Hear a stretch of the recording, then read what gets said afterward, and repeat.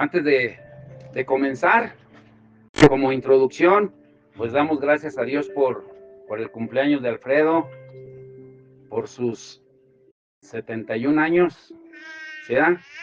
71 años, dice Isaac, también el de él, también cumpleaños Isaac. ¿Sí es cierto? También cumple Isaac en este mes. Y también damos gracias a Dios porque hoy cumplimos 22 años de casados, Isabel y yo. Y es curioso porque los primeros 11 años los vivimos en Estados Unidos, los segundos 11 años ya los hemos vivido aquí, y a través de esos 22 años Dios ha hecho muchas cosas, y tiene que ver con el tema, escúchenlo bien, porque estaba pensando hoy en la mañana, mientras me bañaba, con agua fría por cierto, y estaba recordando de que ya esta es la sexta casa donde vivimos, de ahora que llegamos aquí a México, es la sexta casa. Pero también este es el sexto lugar donde nos congregamos. Y muchos de ustedes nos han estado siguiendo, incluso hasta Valle, y han sido fieles, han estado aquí. Y yo pensaba en eso de que, como dice la palabra, el valor de un alma no tiene precio. A veces nosotros queremos una iglesia llena de multitudes, de gente y todo, pero no es como nosotros queremos, sino es como el Señor lo quiere. Porque nuestra esfera de influencia varía de cada uno. Por ejemplo, ya hemos visto de Felipe, de que Felipe, pues él dice en Hechos capítulo 8 que estaba predicando en Samaria a las multitudes y Dios hacía maravillas por medio de él, pero sin embargo lo sacó de ese lugar de comodidad y lo llevó al desierto a predicarle a una sola persona, al eunuco. O de Ananías también en Hechos 9, cuando el Señor lo manda a predicarle a Pablo, y de ahí Ananías no se vuelve a saber nada de él, solamente le predicó a una persona. Nosotros no sabemos el impacto que Dios puede hacer en la gente. A veces buscamos multitudes, buscamos gente que más que nada queremos que apruebe lo que estamos haciendo, no que Dios lo apruebe. Yo recuerdo una vez que alguien me preguntó que si no me desanimaba de ver tan poquita gente en la iglesia. Le digo, no. Le digo, porque tú no sabes a la gente que se le ha predicado en los hospitales, cuando tú mismo has ido a predicarle a la gente. Tú no sabes el impacto que Dios está haciendo en esa gente. Y en realidad, qué bueno que no llevamos contabilidad de a cuánta gente se le ha predicado en las comunidades o en los hospitales, porque Dios ha sido fiel. Él es fiel. Él es fiel aunque nosotros seamos infieles. Y yo estaba meditando en todo eso y cómo después de 11 años Dios siempre se mueve, al menos en nuestra familia, porque después de 11 años el Señor nos movió a venirnos para acá. Y ahora después de 11 años, gracias a Dios de que el Señor, Él no cumple caprichos, pero sí suple necesidades. Por ejemplo, del carro pues gloria a Dios de que el Señor puso en su corazón del pastor Mateos cuando vino, porque nosotros no se lo pedimos. Él fue el que dijo, ya necesitan un carro. Y bueno, y para su conocimiento, hablando del carro, en este mes que tenemos con él, ¿saben cuántos kilómetros ya le metimos? ¿Cuántos creen? En un mes. En un mes. 1,300 kilómetros. En un mes. O sea, eso nos habla de que nos hacía falta, sí, pero al tiempo de Dios, no al tiempo de nosotros. Ahora, ¿por qué digo todo eso? Porque también a través de estos 11 años, yo estoy seguro, y tiene que ver con el tema de hoy, también hemos sufrido de muchas cosas, no solamente económicas, con la familia y tantas otras, sino también de traiciones, de traiciones. Y hoy el título es El estigma de la traición. Y quiero preguntar a ustedes, ¿cuántos de ustedes han sido traicionados? Y también cuántos hemos traicionado. Porque a veces solamente nos fijamos en lo que nos hacen, pero no en lo que hacemos. Y hoy el mensaje, pongan mucha atención. Vayan conmigo a Juan 6:70. Juan 6:70. Hay muchas preguntas que el Señor nos va a confrontar. Y yo sé que nos va a mover a muchos de nosotros a reubicarnos en el llamado que nos ha hecho a cada uno de nosotros. Y es el de la predicación. El de la predicación, el de prepararnos para su venida. Y otra de las cosas también que quiero mencionar, que a veces Nosotros confundimos la decepción con la traición o viceversa, la traición con una decepción. Por ejemplo, no es que yo me sienta decepcionado ni traicionado porque es mi deber, pero esta semana pues hubo el evento de jóvenes. Yo les dije que los que quisieran ir nos lo hicieran saber para que la iglesia los llevara. Nadie dijo nada. También les dije el domingo pasado de que por favor pusieran cuántos invitados iban a traer para nuestro servicio de Navidad el día 22, para los regalos. Nadie puso nada. Y muchas veces ese tipo de cositas, como veíamos la semana pasada, las pequeñas zorras echan a perder las viñas. Las pequeñas cositas dañan el corazón, ¿o no es verdad? ¿Es verdad o no es verdad? ¿Qué sienten ustedes cuando le dicen a sus hijos algo y que sus hijos ni los toman en cuenta, ni lo hacen? ¿Qué sienten?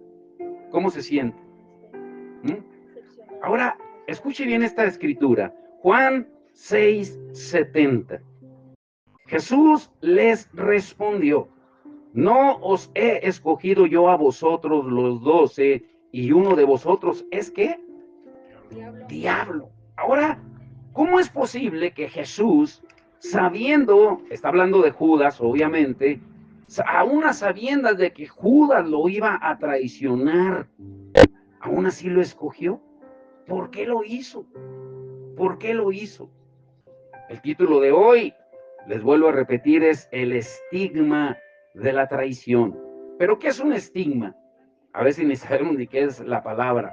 La palabra estigma, en definición simple, es una señal de infamia, de deshonra, de bajeza moral. O sea, en palabras entendibles, algo que nos marca el alma. ¿Algo que qué?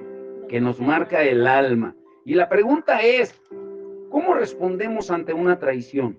¿O cómo hemos respondido cuando hemos sido traicionados? O también cómo hemos actuado cuando hemos traicionado.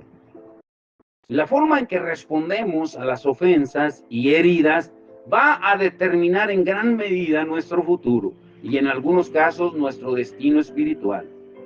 La palabra de Dios dice en Hebreos que no dejemos que nazca o que se anide una raíz de amargura, porque podemos contaminar a los demás.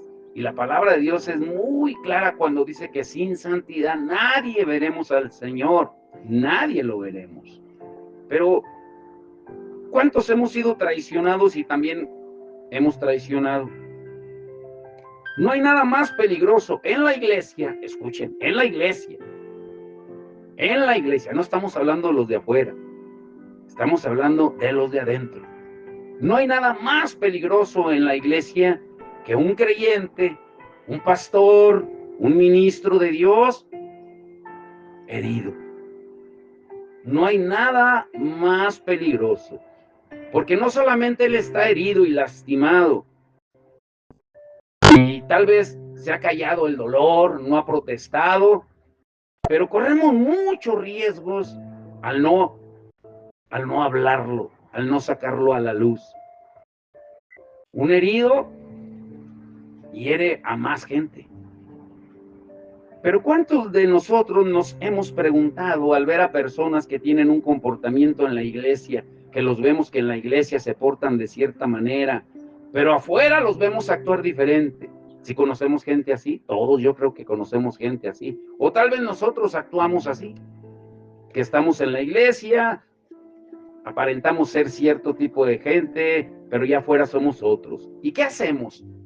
¿Qué hacemos para aparentar lo que no somos? Número uno, proyectamos el dolor y el temor a las demás personas que están a nuestro alrededor.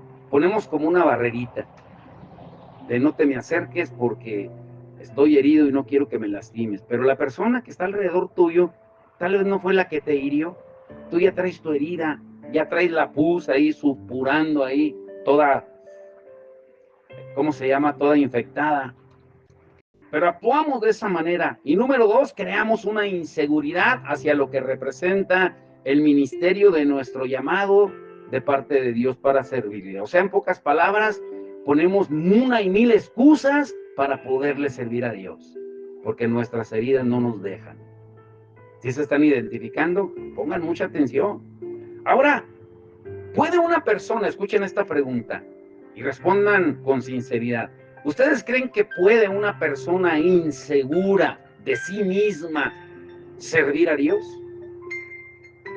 Piensen bien. ¿Puede una persona insegura de sí misma servir a Dios? Sí, sí. Y hay ejemplos que vamos a ver. Uno de ellos es Judas. Y, sin embargo, siempre fue una persona insegura. Y él no fue traicionado, él fue el traidor. Pero las personas inseguras siempre lo harán con sus inseguridades, temores, desconfianzas y siempre opinando negativamente ante todo lo que ven. Por ejemplo, ¿recuerdan cuando la mujer derramó el frasco de perfume a los pies de Jesús? ¿Quién fue el que opinó sin que le preguntaran, sin que le pidieran su opinión? El traidor, Judas. A ver, Carlos, busca por favor Juan 12, 5 al 6. Johnny Cash, si traes. Hebreos 12, 15. Hebreos 12, 15. Ese está muy interesante. Esmeralda, busca Salmos 55, 12 al 14. Con esas por lo pronto. Escuche bien. Una persona que está amargada, que es insegura, que tiene el síndrome, el virus de la traición en su cuerpo que corre por sus venas, siempre va a estar criticando todo lo que se hace. Aquí hemos tenido gente de esa, que siempre critica, nunca se unía, siempre estaba en contra de todo lo que se hacía, no pueden trabajar en equipo, todo lo critican. Si no son ellos los protagonistas, nada está bien, solo que ellos sean los que lleven la batuta, o ellas, hablando en los dos géneros. Y miren lo que dice Judas, Juan 12, 5 al 6. ¿Por qué no fue ese perfume vendido por 300 denarios y dado a los pobres? Pero dijo esto no porque se cuidara de los pobres, sino porque era ladrón y teniendo la bolsa, sustraería de lo que echaban en ella. ¿Cuántas veces les ha tocado, y no es un secreto, les ha tocado que se hacen eventos multitudinarios aquí en la iglesia, pero siempre no falta el pelo en el arroz? De gente que está criticando, no, ¿y por qué no se hizo así? ¿Por qué no asó? ¿Por qué así? Y critican lo que los demás que están trabajando, que están apoyando, lo están haciendo. ¿Sí les ha tocado ver así? Sí, a todos nos ha tocado. Pero ¿por qué sucede eso? ¿Sí? Sucede por lo que acabamos de decir, por gente insegura que proyecta el dolor y el temor hacia las demás personas y porque siempre están inseguras de sí mismas. Y número 3, porque lo hacen para desquitarse de los demás por una amargura que ellos o ellas mismas cargan. Mire lo que dice Hebreos 12:15, que dice Johnny. Hebreos 12:15. Ponga mucha atención, la palabra está hermosa y muy sanadora y liberadora si usted deja. ¿Qué dice Johnny? Mirad bien, no sea que alguno deje de alcanzar la gracia de Dios, de brotando alguna raíz de amargura os estorbe, y por ella muchos se han contaminado. Les pregunto, si escucharon bien la escritura que leyó Jonathan, la gracia de Dios, según yo lo entiendo, ¿la puedo perder o no la puedo perder? Pero ¿por qué entonces siempre creemos, no, es que Dios sabe, Dios conoce mi corazón, Dios sabe? Y seguimos actuando como si no fuera a suceder nada. Nunca se les olvide, Dios perdona pecados, pero no borra consecuencias.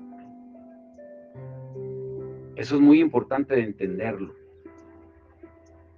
Nosotros sabemos de que la palabra es muy clara cuando nos manda en Hebreos 10, 25 y 26 a no dejar de congregarnos porque es el día del Señor. Y parafraseando, dice que pecamos voluntariamente cuando lo hacemos. No le podemos dedicar al Señor ni 2 horas el domingo, mínimo. ¿Por qué siempre ponemos pretextos para no hacerlo? Pues es porque estamos contaminados del corazón.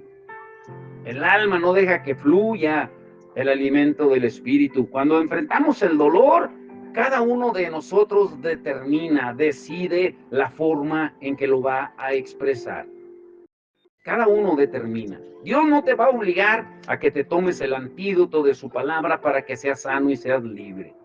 Pero está comprobado que mientras más guardado y reprimido lo dejemos, mayor efecto destructivo puede producir en nuestro interior. Y nos callamos. Y muy atentos aquí. Lo voy a decir muy lento. ¿Cuál creen ustedes que es el problema de las traiciones? ¿Cuál es el problema? ¿O quién origina las traiciones? Para entenderlo así más específicamente. Y generalmente, ¿de quién vienen? ¿De quién vienen? Según la palabra de Dios, no mi opinión, según la palabra de Dios, las traiciones vienen generalmente de las personas más cercanas a nosotros, a nuestro corazón, y por lo tanto las más amadas. Es interesante que en la Biblia, ustedes saben que al único que llamó personalmente el Señor amigo fue a Judas. A él le llamó, ¿a qué has venido, amigo? Y Judas lo abraza y le da el beso de la traición. Pero es al único que lo llama así. Las personas más cercanas a nosotros siempre van a ser las que más daño nos produzcan. Llámese familiares, póngale el título que usted quiera, lo más cercano a usted. Miren lo que dice el Salmo 55, 12 al 14. ¿Qué dice? Porque no me afrentó un enemigo, lo cual habría soportado, ni se alzó contra mí el que me aborrecía, porque me hubiera ocultado de él, sino tú, hombre al parecer íntimo mío, mi guía y mi familiar, que juntos comunicábamos dulcemente los secretos y andábamos en amistad en la casa de Dios. Qué tremenda palabra esta. Este es un salmo mesiánico también, que está profetizado miles de años antes, para que nosotros en este tiempo podamos considerarla para cada situación de nuestra vida, y que tiene que ver con los dos aspectos de familia que podemos considerar. O sea, las traiciones pueden venir de la familia biológica y la familia espiritual.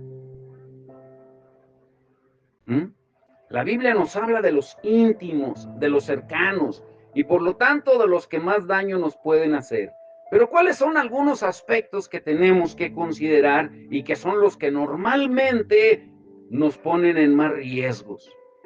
Primeramente, nadie de nosotros, ninguno de los que estamos aquí, estamos preparados para la traición. ¿O quién puede decir, yo sí estoy preparado para cuando me traicionen? Ninguno, porque llega cuando menos lo esperamos. Nadie estamos preparados para la traición, y mucho menos para responder cuando somos traicionados, porque generalmente viene de las personas que amamos, y la realidad es que no nos estamos cuidando de ellos, porque lo que menos sospechas o piensas es que la persona que tienes más cercano a ti o cercana a ti te vaya a traicionar. Por eso la palabra nos deja ejemplo. La escritura que leímos es muy clara cuando nos advierte que no es un problema con el enemigo, con Satanás o con los que nos odian, sino con los cercanos a nosotros. ¿Con quién? Con los cercanos a nosotros. Mientras más cercana es la relación, más profunda es la intensidad de la herida y el dolor. Y se los puedo decir con un testimonio vivo de ahora que falleció mi mamá, que va a cumplir 11 meses que falleció. La familia se destruyó, se desunió, y en caso de ustedes igual. La realidad es que nadie nos prepara para la traición. Cuando sucede, se convierte como si fuera algo nuevo en cuanto a sensación de nuestro interior, como si fuera algo que nunca habíamos sentido. ¿Alguien puede decir así brevemente ¿Qué has sentido cuando has sido traicionado así? ¿Qué han sentido? Para no hacer un monólogo solamente de mis experiencias, pero todos hemos sido traicionados. ¿Pero qué han sentido? Algo que digan así brevemente. No, pues yo he sentido esto. ¿Qué has sentido? Rencor, ¿qué más? Coraje, Tristeza, porque dices, ¿cómo? odio, coraje. Y ves a la persona y dices, no puedo creer. Es increíble. La semana pasada, Decepción, porque dices, ¿cómo es posible? Y acusamos, ¿eh? Pero ¿cómo es posible que él o ella vengan a la iglesia y no cambien? ¿Y por qué no te lo apuntas tú? Porque si tú cambias, todo cambia. Pero queremos que los demás cambien y juzgamos a los que vienen y no cambian, pero tú no cambias, sigues igual, sigues actuando igual. Yo no sé qué esté pasando y lo digo públicamente, pero desde hace un mes, Lisset ya no sube los devocionales. Yo le he preguntado, hemos orado por ella, le hemos hablado. Nadie da informes de Lisset, ni ella misma. Dice, es que me siento como que lo que hago ya es en vano, como así, sus palabras literales fue, ¿para qué lo hago ya? ¿Para qué subo? No, es que no es para sentir satisfacción de lo que yo hago, sino es para hacer la labor que el Señor nos encomendó a cada uno. El Señor va a pedir cuentas de los talentos que nos dio a cada uno, ¿o no es verdad? Sí. Y nos dio diferentes talentos. Ahora, los temas que estamos tratando últimamente, pues yo entiendo por qué ha tenido tanto ataque y por qué está atravesando esos desiertos, pero no es callando, no es cerrando nuestro corazón al Señor sin hacerlo no público, pero sí compartirlo para ser sanado. No dice la palabra que oremos los unos por los otros, que lloremos los unos con los otros, que nos alegremos los unos con los otros. ¿Por qué quieres pelear tus batallas solo o sola? Y le damos gracias a Dios porque ya son más de, bueno, sumando los que no se han subido, ya son casi 800 devocionales. Imagínense el impacto que está haciendo en el reino de las tinieblas. Pero ¿por qué ella dejó de hacerlo? Solo ella sabe. Solo ella sabe. Y Dios. Y lo hago público porque yo espero de que el Señor nos reubique a cada uno de nosotros con el estudio de hoy. Ahora, la realidad es que, les vuelvo a repetir, que nadie nos prepara para la traición. Porque cuando sucede, como son sentimientos que tal vez nunca habíamos experimentado, y la parte nuestra que lo recibe es el alma. Y si el alma está bloqueada, tu espíritu está bloqueado.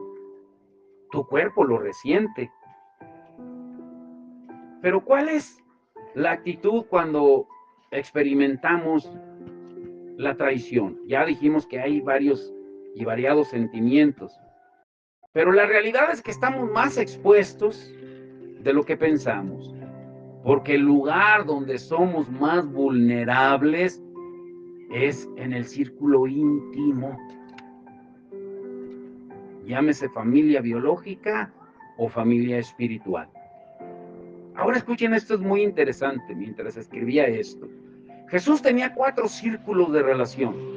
Y eso también nos incluye porque todos nosotros, a lo mejor no en esa dimensión, no en ese nivel, pero todos tenemos 4 círculos de relación como Jesús los tenía. Eso es muy interesante. Jesús tenía 4 círculos de relación. Número 1, la multitud. A ver, Carlos, Juan 5:3, Jonathan, Lucas 9:37, Alfredo, ahora sí te voy a dar. Lucas 10:1, Esmeralda, Mateo 10:1, ¿y quién más me ayuda? Ana, Lucas 9:28. Escuchen esas escrituras para entender los círculos de relación que tenía Jesús, para entender dónde viene la traición. Por eso decíamos que es un estigma. Jesús tenía 4 círculos de relación. Esto es muy interesante. Número 1, la multitud. ¿Qué dice Juan 5:3? En estos yacía una multitud de enfermos. ¿Una multitud de qué? Enfermos, Ponga atención ahí. Multitud de enfermos. ciegos, cojos y paralíticos, que esperaban el movimiento del agua. Una multitud seguía a Jesús solamente para esperar, para recibir beneficios, como hoy en día. Hoy en día, si no se nos atora el barco, no venimos a buscar del Señor. En la semana no es un secreto porque también le llamaron a las hermanas, lo digo público, una familia que tal vez recuerdan ustedes, los que ya tienen tiempo, que íbamos por ellas a Santo Domingo, las llevábamos, las traíamos. Y por tiempo, no sé si Carlos se acuerda, una familia que íbamos por ellos en Santo Domingo cuando estábamos allá con Aurelio, íbamos por ellos, los traíamos, los llevábamos, cualquier evento íbamos por ellos y les llevábamos ayuda y todo, y al final dijeron, ¿saben qué? Ya no vengan, ok. Pero ya en la semana sí llamaron que ocupan ayuda de los hermanos. Una de ellas ya tiene una bebé, dice, ya hasta la bauticé allá y le puse ok, la bautizaste así, pero ¿quieres ayuda de acá? Sí, Buscamos ayuda de los hermanos, pero le damos la gloria a los ídolos. El que entendió, entendió. La multitud así era, el primer círculo grande de Jesús era así. Eran aquellos que lo seguían, que no tenían ningún contacto personal, pero buscaban el beneficio. Les transmitía la palabra, los sanaba, los alimentaba, pero la realidad es que muchos de ellos fueron los que también en el patio de Poncio Pilato gritaron, crucifícale, crucifícale. ¿Qué dice Lucas 9:37, Johnny? Las multitudes lo seguían. Al día siguiente, cuando descendieron del monte, una gran multitud le salió al encuentro. Una gran multitud le salió al encuentro. Ahora les pregunto, ¿el que te sigan las multitudes es garantía de que van a permanecer fieles? No, no. Si contáramos toda la gente que ha venido aquí a la iglesia y se ha ido, el terreno tal vez no nos alcanzaría. Y más cuando ha habido eventos. Espérense para las cajitas, ¿eh? No traen a los niños ahorita, pero cuando sepan que es el día de las cajitas, van a ver. Porque están las multitudes buscando solamente beneficios. Pero había otro círculo, los 70. ¿Qué dice Lucas 10:1, Alfredo? Después de estas cosas, designó el Señor también a otros 70, a quienes envió de 2 en 2 delante de él, a toda ciudad y lugar a donde él había de ir. 70, o sea, de la multitud sacó a 70, y a ellos les dio instrucciones específicas, y también dice que les dio autoridad y poder para ir en su nombre a extender el reino de los cielos. Ellos ya tenían un grado de relación mayor, y por lo tanto de convivencia, de interacción con Jesús. Pero, ¿cuál es el tercer grupo? ¿Sí? Los 12. Mateo 10:1, ¿a quién le tocó? Mateo 10:1. Entonces, llamando a sus 12 discípulos, les dio autoridad sobre los espíritus inmundos para que los echasen fuera y para sanar toda enfermedad y toda dolencia. Si se fija, la multitud lo seguía para recibir beneficios, pero ya a los 70 y a los 12 ya él les delegó autoridad y poder, como que poco a poco se fue afianzando esa relación con ellos. Y esos 12, aquellos que Jesús seleccionó y entrenó, esos 12 discípulos, durante 3 años y medio, que fue lo que duró su ministerio, eran con los que convivía diariamente, con quien compartía, con quienes interactuaba de forma permanente con ellos, incluso en los alimentos. Se tomaba el tiempo de explicarles lo que no entendían, como las parábolas, cuando le decían, Señor, no entendimos las parábolas, y él se las explicaba aparte, y algunas otras cosas que no podían comprender. Y estos son quizá con los que Jesús pasó más tiempo, pero había otro grupo que pocas veces tomamos en cuenta, el grupo de los 3. ¿Qué dice Lucas 9:28? El cuarto grupo o círculo. Aconteció como 8 días después de estas palabras, que tomó a Pedro, a Juan y a Jacob, y subió al monte Estos tres, Pedro, Jacobo y Juan, representaban con Jesús a los que en diferentes ocasiones les abría su corazón y les expresaba su condición, lo que sentía. Fueron quienes vieron cosas que otros no, como la transfiguración en el monte. Incluso Jesús permitía que Juan recostara su cabeza en su regazo. Ahora escuchen bien esto. Todos de alguna manera tenemos estos 4 círculos de relación, tanto familiar como ministerial. Tal vez en menor escala, pero los tenemos. Todos los tenemos. Todos servimos a una congregación y por ende, pues a muchas personas, pero es en las últimas 2 esferas donde se encuentra el mayor riesgo, el mayor dolor. Cuando ya confías en la gente más cercana a ti y es de la que menos espera que va a venir una traición y es de donde viene. ¿Sí? Ahora, cuando lamentablemente existe una situación de traición y de separación, porque las traiciones separan, tanto familiar como ministerial, y terminan en divisiones, tanto de familias como iglesias, desafortunadamente la herida de sentirse traicionado por cosas más cercanas a nosotros y a quienes les teníamos más confianza, nos marca con ese estigma de la traición, con ese dolor. Pero ¿qué hacer en esos casos de traición? ¿Qué debemos de hacer cuando somos traicionados? ¿Te has preguntado? ¿Qué es lo que comúnmente hacemos cuando alguien nos traiciona? Así, como lo dijimos hace rato, brevemente, resúmalo. ¿Qué es lo que haces comúnmente cuando eres traicionado? ¿Qué hacemos? Nos enojamos, nos separamos, nos dividimos, no nos relacionamos, porque desafortunadamente la herida de sentirse traicionados nos marca. Pero, ¿qué hacer en esos casos de traición? ¿Qué hacer? Pues aquí viene. Número 1, el perdón. ¿El qué? El perdón. Y esta es la puerta más difícil de abrir en el área familiar y de la iglesia. Por ejemplo, van 11 meses que murió mi mamá y es increíble que mis hermanos, algunos todavía estén divididos, separados.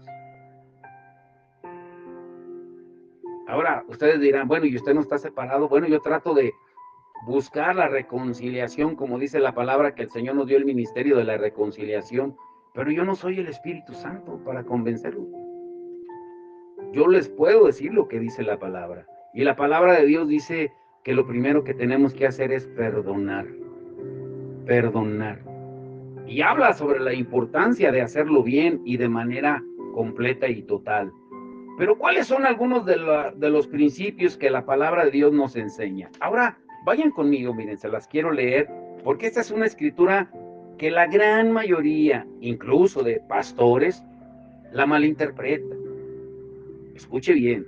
Vayan a Mateo 18, 15 al 18. Mateo 18, 15 al 18. Se los leo. Dice, por tanto, si tu hermano peca contra ti, no dice que tú pecares contra él, dice que tu hermano pecó contra ti. Tú eres el ofendido, pero sin embargo el que tiene que ir a confrontar la situación eres tú. Por tanto, si tu hermano peca contra ti, ve y repréndele estando tú y él solos. Si te oyere, has ganado a tu hermano. Mas, si no te oyere, toma aún contigo a 1 o 2, para que en boca de 2 o 3 testigos conste toda palabra. Si no los oyere a ellos, dilo a la iglesia. Si no oyere a la iglesia, tenle por gentil y publicano.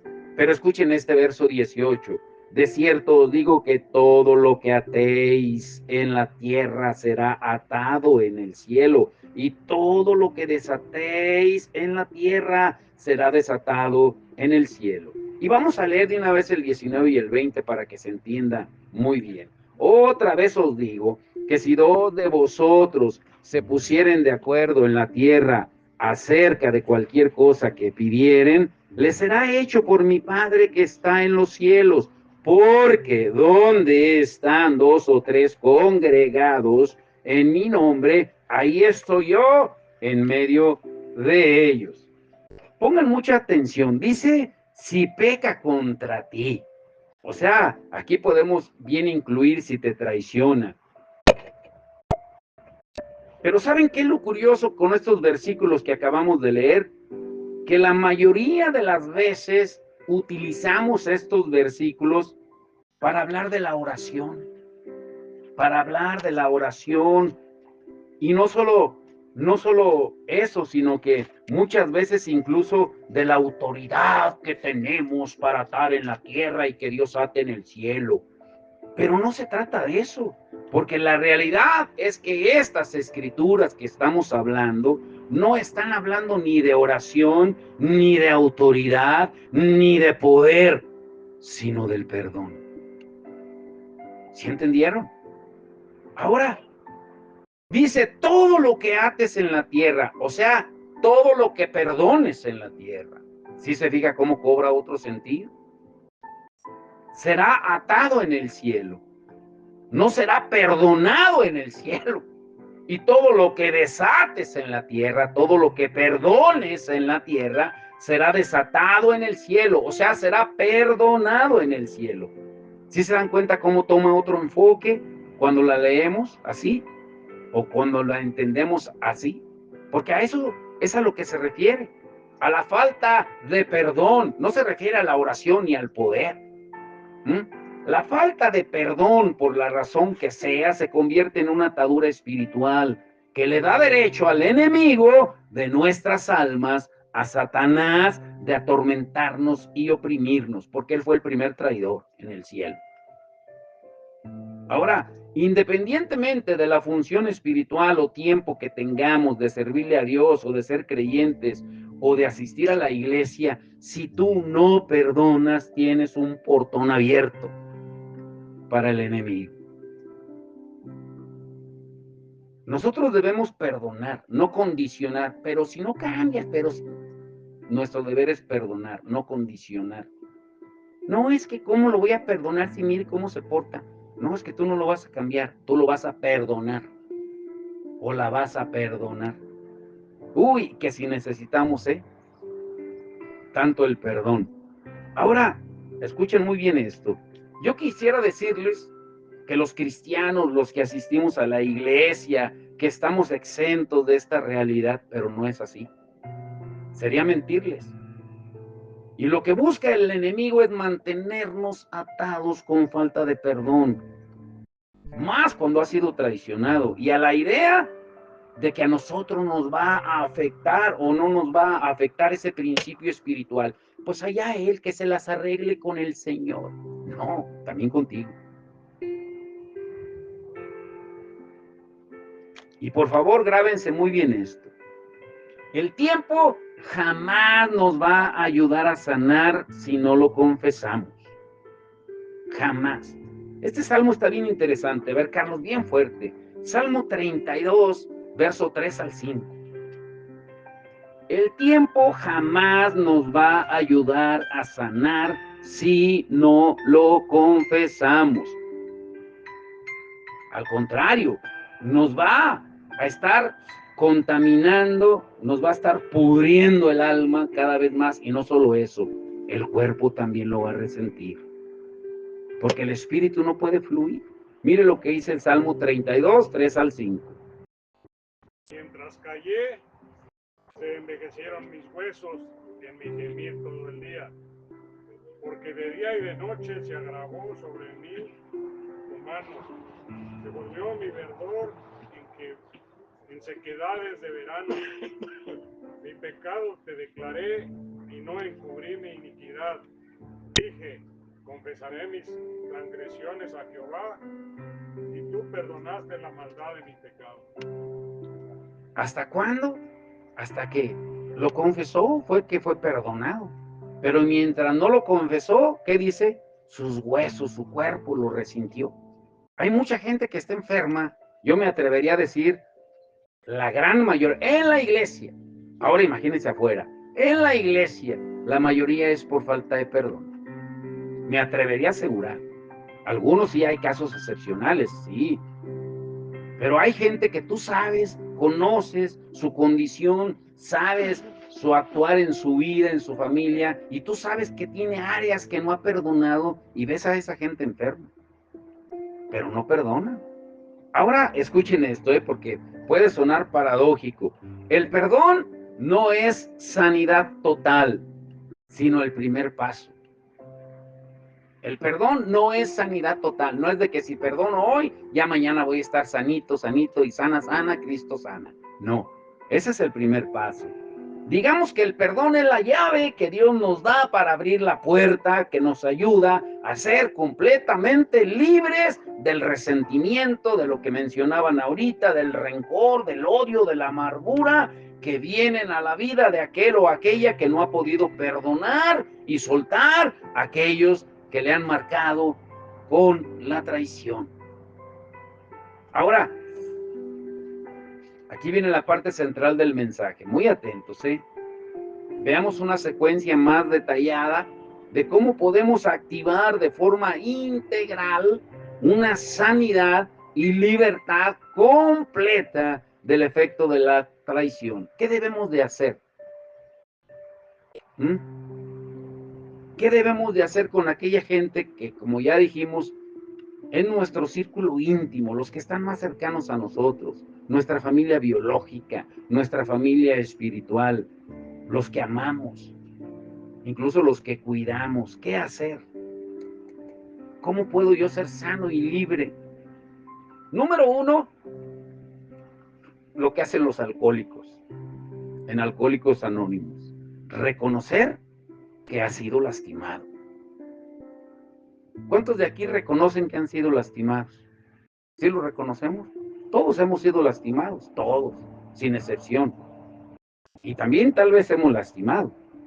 Pero si no reconocemos que hemos sido lastimados, no vamos a ser sanos.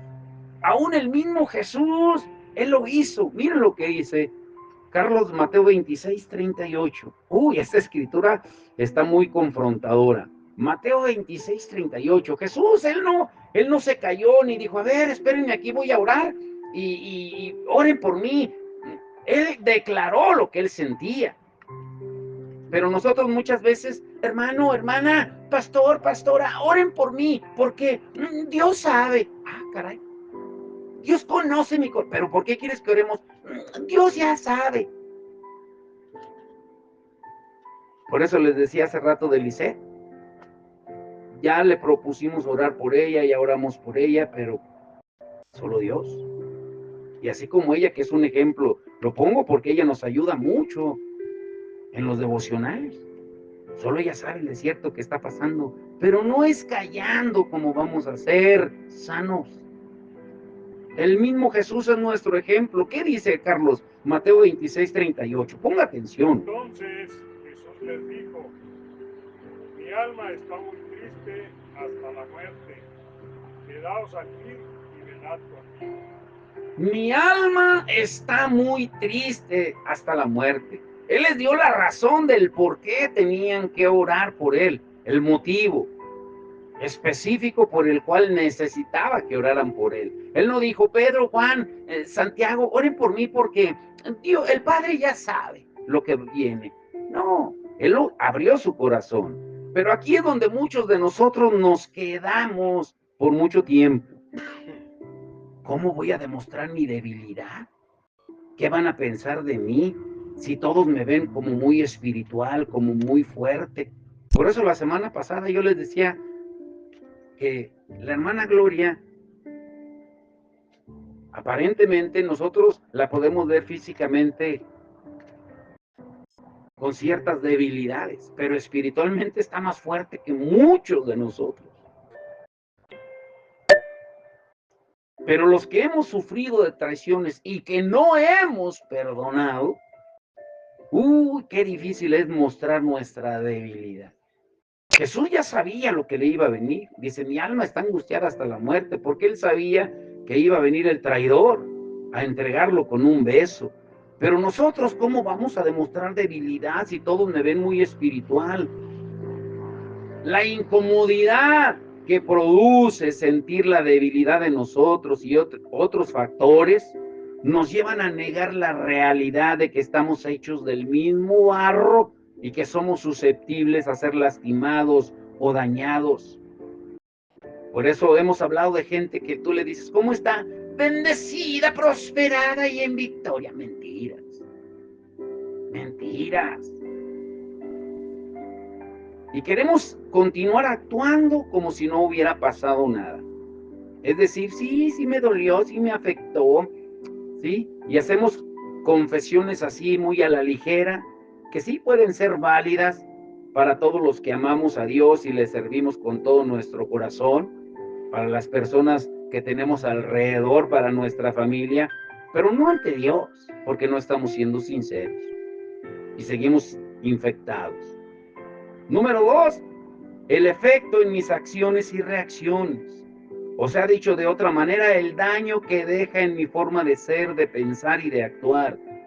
En el alma, en mi forma de ser, de pensar y de actuar. ¿Sí se dan cuenta que lo que afecta principalmente es el alma?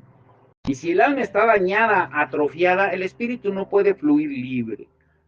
Por eso es importante reconocer el daño que deja, el daño emocional, que nos cambia radicalmente nuestra conducta hacia nosotros y hacia los demás. ¿Y cómo lo identificamos? Pues cuando los vemos actuar diferente y les decimos frases así muy a la ligera. Es que tú no eras así, cambiaste como consecuencia de eso que viviste. Tienes que perdonar, reconocerlo. No. Al contrario, nos hemos vuelto más inseguros y desconfiados, retraídos, susceptibles, más sentidos de todo. O como dicen aquí en Callejones y Granados, más poquitos de todo. Yo la primera vez que oí esa palabra, yo pensé que se refería a cierta cantidad de cosas. Ay, es que es bien poquita. Le digo, ¿poquita? ¿Cómo tiene poquita qué? Pues es bien poquita, o sea, se siente de todo, se daña de todo, se lastima de todo. Bien poquita o bien poquito. Y eso activa el miedo y el enojo.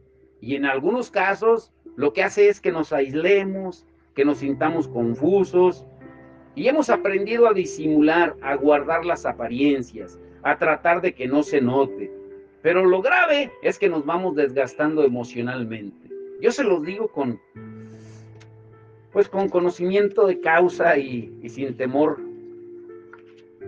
y con denuedo y valentía, de que yo no entiendo la gente que viene al servicio y no se puede quedar ni siquiera a tomarse una taza de café para complementar el servicio a Dios, porque es un servicio a Dios. El Señor quiere vernos, no solamente adorarle y alabarle, sino vernos en comunión, en amor, en unidad.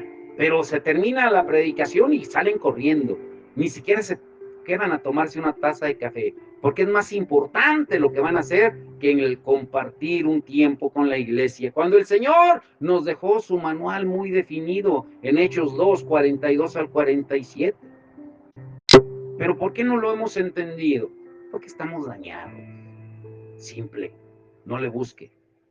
Número 3, debemos orar a Dios, pero de manera audible, decidirnos a perdonar y confesar al ofensor y la ofensa. Jesús lo hizo. ¿Y cómo lo hizo? A ver, Johnny, Lucas 23, 34. ¿Qué dice? Lucas 23, 34. Y Alfredo, tú busca la última. Isaías 43, 25. Bueno, no la última, la que sigue. Isaías 43, 25. Johnny, ¿qué dice? Y Jesús decía, Padre, perdónalos, porque no saben lo que hacen. Y repartieron entre sí sus vestidos, echando suertes. Ahora, esto que hizo Jesús puede parecer muy sencillo, pero no lo es.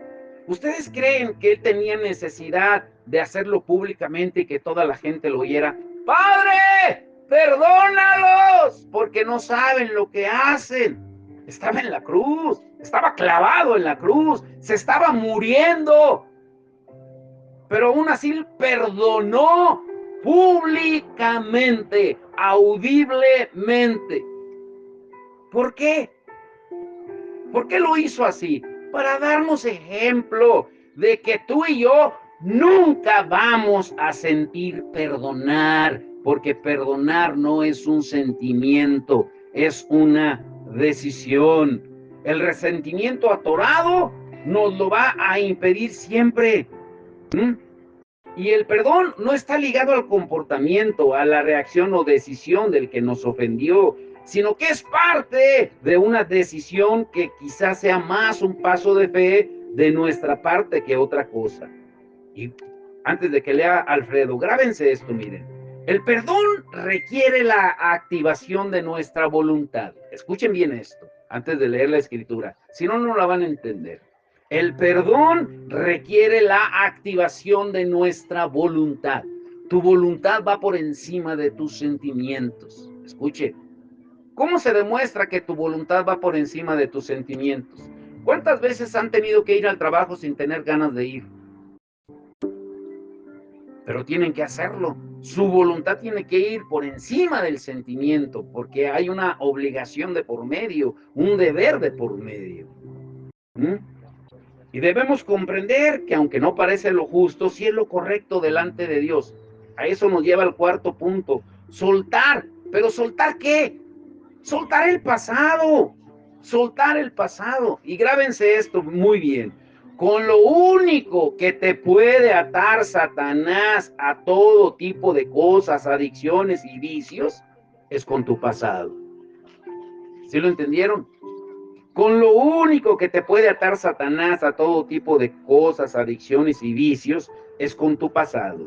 Pero esta parte es la que muchos de nosotros olvidamos y por la que en ocasiones las personas dicen que el perdón no funciona, ya que siguen sintiéndose iguales después de haber perdonado a la persona que los dañó. No se trata de sentir, se trata de obedecer. Y escuchen, si solamente perdonamos, pero no soltamos la atadura espiritual, sigue ahí. Soltar al que nos ofende por deshacernos solamente de toda atadura y ligadura espiritual con la persona, eso es indispensable, pero también soltar el efecto del dolor que produce nuestro interior por causa de la traición. ¿Qué quiere decir soltar el enojo, la ira, el miedo, el temor, la confusión, la vergüenza, inseguridad y todas aquellas sensaciones, sentimientos, reacciones que nos han acompañado desde el día que fuimos afectados por ello? Ahora escuchen, ahora sí la escritura, Alfredo. Isaías 43, 25. Les voy a preguntar. Isaías 43, 25. Yo soy el que borró tus rebeliones por amor de mí mismo. Escuche, yo soy el que borró tus rebeliones. Por amor de mí mismo. Y no me acordaré de tus pecados. Y no me acordaré de tus pecados. Si Dios ya lo hace, si Dios ya ni se acuerda, ¿por qué te sigues acordando? ¿Sí entienden eso? Les vuelvo a repetir. Dios perdona pecados, pero no borra consecuencias. Y por último, número 5, debemos dejar que el Espíritu Santo cierre la herida, porque solo Él tiene el bálsamo. Jesús mismo lo dijo en Lucas 4:18. El Espíritu del Señor está sobre mí, por cuanto me ha ungido a sanar a los quebrantados de corazón. O sea, el Espíritu Santo es la medicina, el ungüento que necesitamos para limpiar, para sanar todo aquello que está dañado. Nosotros quisiéramos que primero viniera el Espíritu Santo, que nos sane, nos limpie, nos libere y después perdonamos. No, así no es. Así no es. Así no funciona en lo espiritual. Nosotros damos el primer paso y entonces el Espíritu Santo hará la limpieza y la sanidad en nuestras actitudes, reacciones, pensamientos y emociones. Y aquí viene la pregunta de los 64,000 pesos que debemos considerar para evaluar nuestra salud emocional y que afecta nuestra salud física. Escuche bien esto. ¿Cómo sabemos si realmente estamos sanos de la traición que vino a afectar mi vida? ¿Cómo te das cuenta de que ya eres sano de la traición que sufriste o viviste? ¿Cómo te das cuenta? ¿Cómo sabes que ya eres sano? Pues básicamente la respuesta está en poder recordar lo que sucedió. Porque Dios no produce amnesia en nosotros. Vuelvo a repetirles, Dios perdona pecados, pero no borra consecuencias. Él borra rebeliones, como lo acaba de leer Alfredo. Él perdona pecados, pero no te borra las consecuencias. Si tú no perdonas, cuidado. Debemos identificar que ya estamos desligados de ese sentimiento de coraje, de enojo, de frustración que surgió al momento de ser heridos. O sea, dicho de otra manera, el poder recordar sin dolor. Porque a final de cuentas el que va a hacer justicia es el Señor.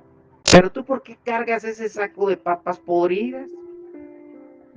Pudiendo hacer un intercambio con el Señor como Él lo hizo. El ya no tener una emoción destructiva o desgastante de la traición que vivimos, eso es sinónimo de sanidad. Ahora esto es para entendidos, para ir terminando. ¿Cuál creen ustedes que es la máxima evidencia de que en realidad muestra que ya hemos sido sanados? Que en realidad hemos perdonado a la persona que nos traicionó, nos decepcionó, nos hirió, nos lastimó. Se las vuelvo a repetir porque es una pregunta larga, pero la más importante del estudio de hoy. Escúchenla bien. ¿Cuál es la máxima evidencia de que en realidad muestra que ya hemos sido sanados, de que en realidad hemos perdonado a la persona que nos traicionó, nos decepcionó, nos hirió, nos lastimó? ¿Sí lo entendieron la pregunta? O se las vuelvo a repetir. Es la parte final y la más importante. ¿Cómo te das cuenta tú de que en realidad ya has sido sanados? La máxima evidencia de que hemos perdonado a la persona que nos traicionó, nos decepcionó, nos hirió, nos lastimó. ¿Cuál creen ustedes que es? ¿Cómo demostramos esa evidencia de que ya está sano? Que es, mira, sí, ya está sano. No, ya está sana, mira. ¿Cómo lo demostramos? Esta es la parte importante y la más olvidada. ¿Cómo lo demostramos? A ver, los voy a dejar pensando un ratito en lo que tomo agua. Esta es la parte importante. Si no entiendes esta parte, vas a seguir igual. Te vas a ir con tu costal y de paso llévate el mío y el de muchos. Yo no me quiero regresar con papas podridas. Pero ¿cuál es la máxima evidencia? La máxima. Que demuestre que dice, no, mira, ya está sana. Él, ella. Y aquí hay una persona que yo la escucho constantemente. No es que yo redunde. Ella es la hermana Gloria. Yo jamás la escucho decir, es que acá. A veces hasta yo me equivoco y dice, no. La máxima evidencia. Ya les di una pista grande. ¿Cuál es? A ver, piensen. ¿Cuál es la máxima evidencia de que en realidad muestra que ya hemos sido sanados? Que en realidad hemos perdonado a la persona que nos traicionó, nos decepcionó, nos hirió, nos lastimó. Hoy lo vamos a hacer. Hoy nos vamos a tomar la medicina, como les decía el domingo pasado, como los niños berrinchudos que no se quieren tomar la medicina. Hoy no la vamos a tomar para irnos sanos. ¿Cuál creen ustedes que es la máxima evidencia? A ver, ¿opiniones?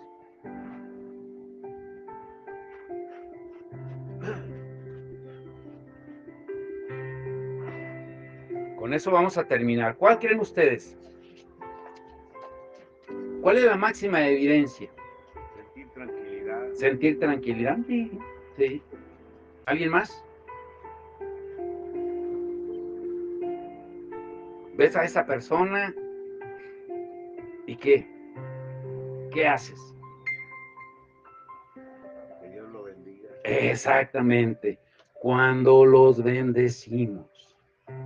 Cuando los bendecimos. Esa es una frase muy recurrente en la hermana Gloria. Hermana, fíjese que esto, bendígalos. Hermana, bendígalos. Hermana, fíjese que bendígalos. Hermana, pero bendígalos. Ay, bendígalos. Cuando bendecimos, pero ¿cómo si me hizo tanto daño? Miren lo que Jesús dice, la última escritura. Carlos, por favor, Mateo 5, 44 al 45. Escuche lo que dice. Mateo 5, 44 al 45. Ese es el jarabe que vamos a tomar hoy. Mateo 5, 44 al 45. Pero yo os digo, amad a vuestros enemigos, bendecid a los que os maldicen, haced bien a los que aborrecen, y orad por los que os ultrajan y os persiguen, para que seáis hijos de vuestro Padre que está en los cielos, que hace salir su sol sobre malos y buenos, y que hace llover sobre justos e injustos. Ultrajar es ofender a alguien con hechos o insultos, palabras, acciones, atentando contra su dignidad, su honor, su credibilidad. En pocas palabras, ser traicionado. Pero ¿quién no ha vivido esto? Pero cuando hacemos lo que Jesús dice, lo que acaba de leer el hermano, le quitamos todo argumento al enemigo para que ate y ataque nuestra alma. Así de simple. ¿Qué debemos de hacer hoy? Uy, bien sencillo, pero a la vez bien difícil. ¿Cuántos recuerdan a la persona que los traicionó? Todos. Pero qué difícil es cuando bendices a la persona que te traicionó. Porque lo encubrimos, ¿no? Dios que haga justicia. Claro que va a hacer justicia, y contigo también. Una vez dijo un predicador, jamás le pidas justicia a Dios. Jamás. ¿Cómo? No, no le pidas justicia, porque si no, con el que va a empezar es contigo. Pide misericordia, no justicia. Porque cuidado. Pero cuando bendices a la persona que te traicionó, que te hizo tanto daño, le quitas todo argumento al diablo. Y hasta te beneficias. Porque eres sano. Eres sano. O sana. No Osana al hijo de David. Sana. Sana. ¿Y saben algo interesante? A ver si entienden. Jesucristo dijo que cuando viniera el Espíritu Santo de nuestro interior iban a correr ríos de agua viva. Lo interesante es de que ya tenemos la medicina dentro de nosotros. Nomás es de que dejemos correr el río que tenemos dentro para que nos sane y para bendecir a aquella persona que nos dañó. Y lo puedes hacer hoy. Y al momento que lo quieras hacer, el diablo te va a hacer que se te atore un pedazo de hueso acá. De que no vas a querer ni mencionar el nombre, porque el diablo te quiere mantener atado. Pero cuando digas, yo bendigo a tal persona, lo bendigo, y lo sueltes, el Señor lo va a hacer. Recuerden la escritura que leímos, lo que ates en la tierra será atado en el cielo. Lo que desates en la tierra será desatado en el cielo. Tú decides cómo irte, atado o desatado. Pónganse de pie.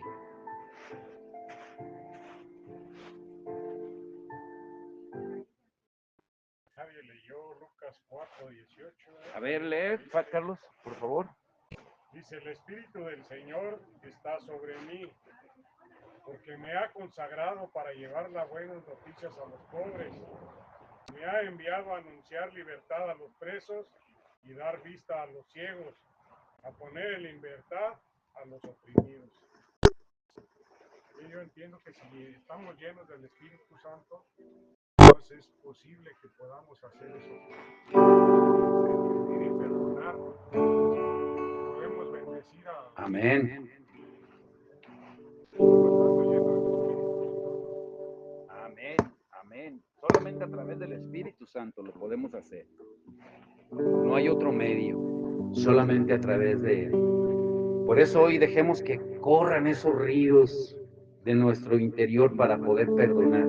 Y bendigan a la persona o a las personas que los han traicionado. Aquí hay, en esta iglesia en especial, y lo digo así claramente, hay tanta necesidad de perdón. No queremos ni compartir el pan, ni sentarnos a la mesa con la gente. ¿Y eso por qué?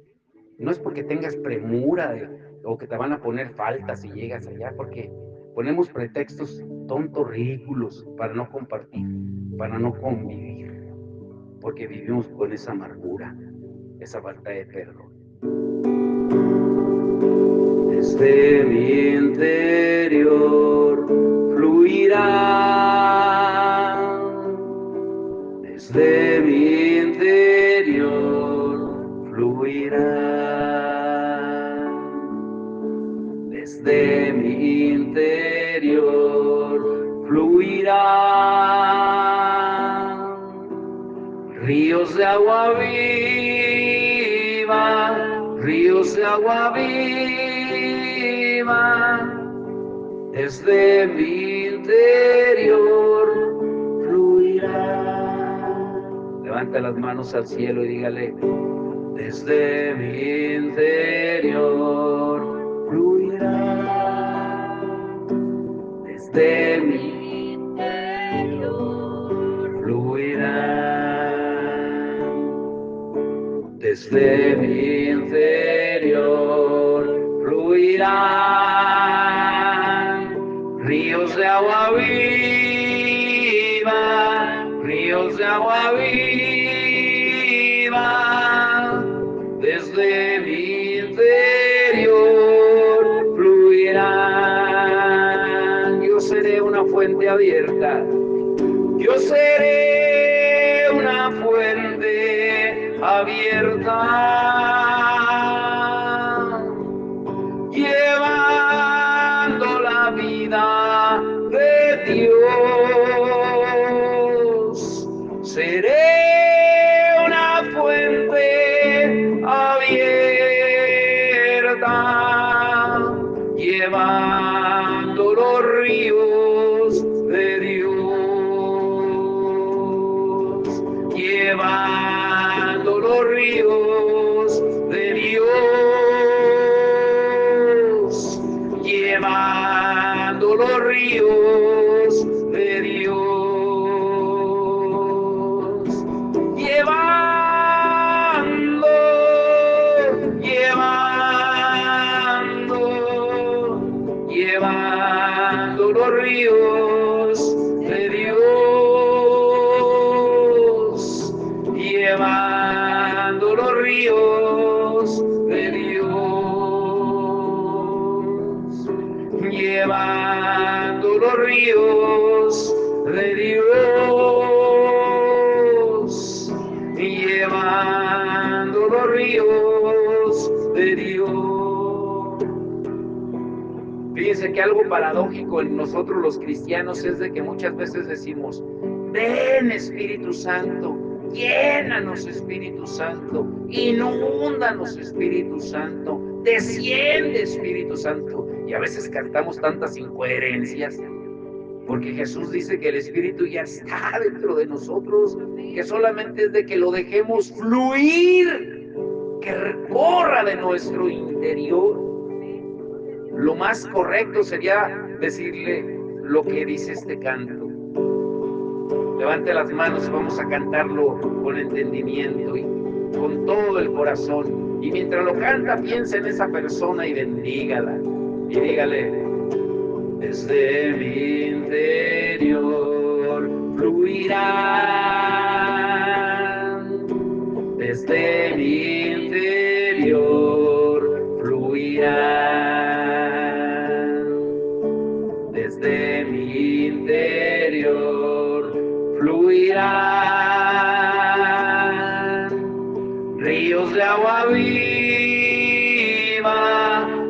ríos de agua viva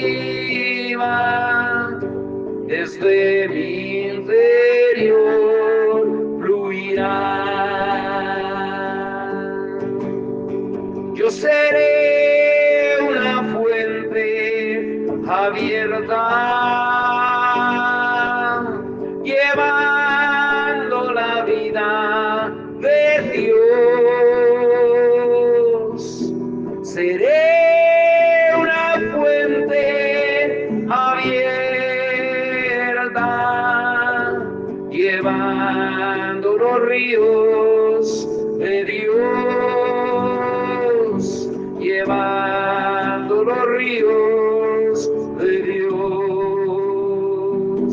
llevando los ríos de Dios, llevando,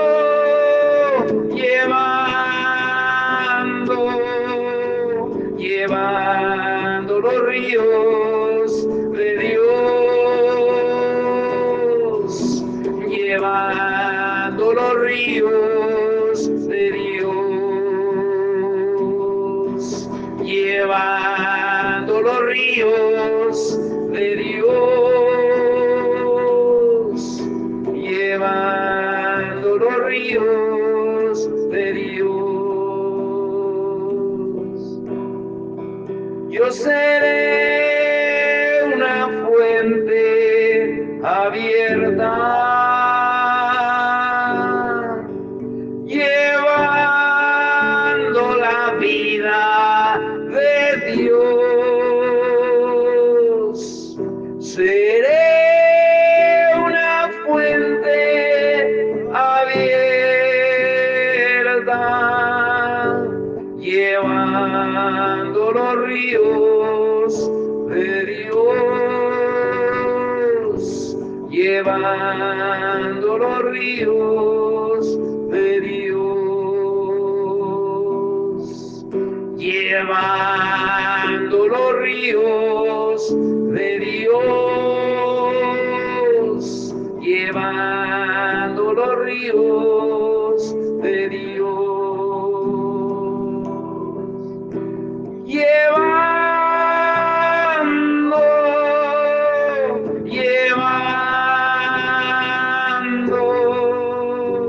llevando los ríos de Dios, llevando los ríos de Dios. Dígale bien fuerte, llevando el agua de sanidad del Espíritu a cada persona. Dígale, llevando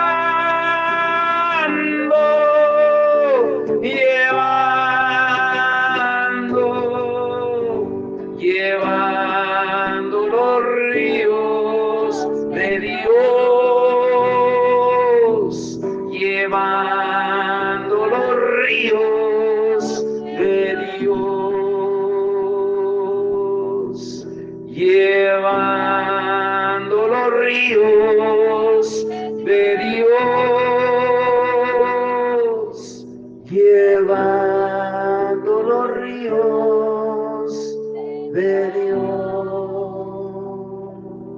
Sí, Señor, queremos llevar los ríos de tu Espíritu que brotan, Señor, en cada uno de nosotros. Señor, y como lo decíamos hace un momento, a veces somos tan incoherentes, Señor, aún en cantar, de que tu Espíritu Santo lo llene todo, cuando tú ya nos has llenado de ti, de tu presencia, cuando tú vives en cada uno de nosotros, Señor, cuando lo que tú buscas en cada uno de nosotros, Señor, es solamente que dejemos fluir tu amor, tu poder, para que lleves sanidad a las naciones, Señor. Así como tú le diste aquella visión a Ezequiel en los ríos, Señor, en el río de Dios, hoy dejemos que ese río fluya en cada uno de nosotros, Señor. Señor, y bendecimos a todas aquellas personas que nos han dañado, nos han traicionado. Las bendecimos, Señor, y que seas tú trayendo sanidad. Aquel que se siente decepcionado, traicionado, decepcionada, traicionada, que hoy pueda liberar ese río de tu espíritu en su interior para que tú lleves sanidad. Una última vez bien fuerte. Llevando,